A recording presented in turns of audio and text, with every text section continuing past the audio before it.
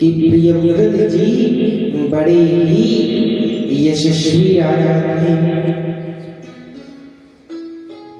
एक दिन उन्होंने विचार किया कि आखिर इस पृथ्वी पर रात क्यों होती है, और जब रात हो जाती है तब मनुष्य अपना समय सोने में व्यर्थ कर देता है। इससे मनुष्य जो करना चाहता है उसमें बाधा बन रही है यह रात, इसलिए रात नहीं होनी चाहिए। ऐसा सोच करके उन्होंने एक ज्योतिर्मय रथ का निर्माण किया, और जैसे ही रात होने लगी कि उसी रथ को लेकर के वे टहलने लगे। अब लग रहा है मानो सूर्य जैसे ही अस्त हुए, जैसे ही सूर्यास्त हुआ वैसे ही फिर से दिन प्रारंभ हो गया। अब सभी लोग आश्चर्य में पड़े हैं। ऐसे ही एक दिन बीत गया, जैसे सुबह हो जाती पुनः रथ को रोक देते। ऐसे ही 2-3 दिन जब बीत गया तब पृथ्वी का जो संतुलन है वह बिगड़ने लगता है।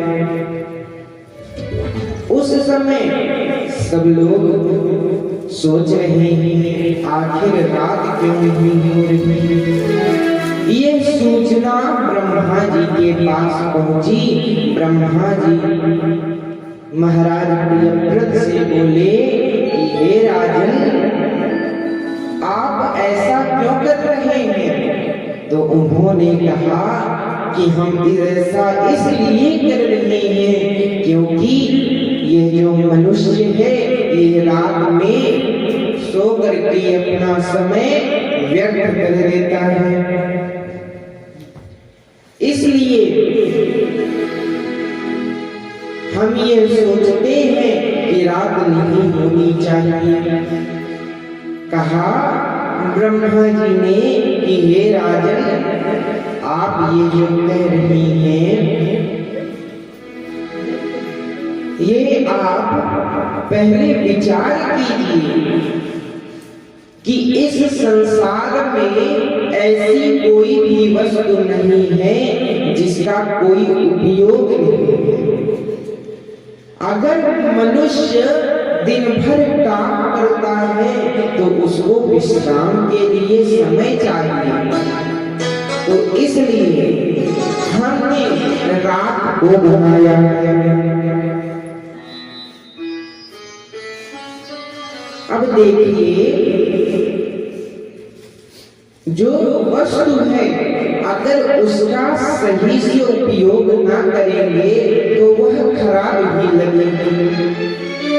एक दिन की बात है, घर में जब सब्जी बनी तो उसमें एक दिन नमक नहीं डाली, पूरी सब्जी भीगी हो गई। दूसरे दिन सोचे कि इस दिन नमक बराबर डालूंगा, तो ऐसा सोच करके दूसरे दिन 2 बार नमक डाल दिए, तो जो सब्जी बनी थी वो कड़वी हो गई। अब तीसरे दिन इतना ध्यान दिए कि खीर में नमक डाल दिए और दाल में शक्कर डाल दिए, तो पूरा व्यर्थ हो गया। तो दोष हम लोग नमक को देने लगे, तो ये तो उचित नहीं है। नमक का जितना कार्य है, जितना उपयोग है, उतना ही प्रयोग किया जाए तब वह बढ़िया है। तो इसी प्रकार रात जो बनी है उसका अच्छे से उपयोग करना चाहिए। इसी रात्रि में अनेक तपस्वी लोग और ध्यान से भगवान का सुमिरन कर सकते हैं। इसी रात्रि में जब चारों ओर शांति रहती है तो विद्यार्थी पढ़ सकते हैं। तो रात्रि खराब नहीं है। जब समझाया तो उन्होंने कह दिया ठीक है। फिर उसके बाद उन्होंने रथ नहीं चलाया, और जिस दौरान उन्होंने रथ चलाया था तो उनके रथ के पहिए जहां जहां रुके वहां वहां द्वीप का निर्माण हो गया।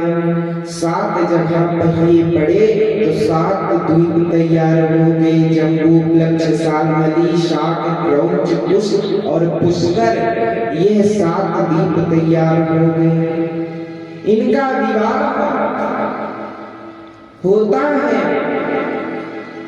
बरहिष्मति के साथ, जिनके 10 बेटे और 1 बेटी हुई।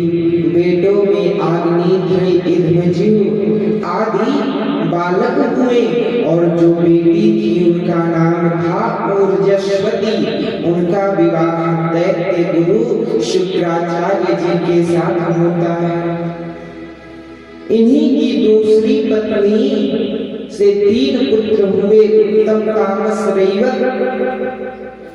समय बीता तो प्रियव्रत जी ने देवर्षि नारद जी से उपदेश प्राप्त किया कि यो नारदात्म विद्या मधिगम्य पुनर्नहि भूत्वा विभज्य पुत्रेभ्य ऐश्वरं समदा पदम्। उन्होंने बढ़िया शासन किया और उन्होंने जान लिया अब हमारे संन्यास लेने का समय आ रहा है। तो उन्होंने अपने सभी पुत्रों में बराबर बराबर संपत्ति को बांट दिया।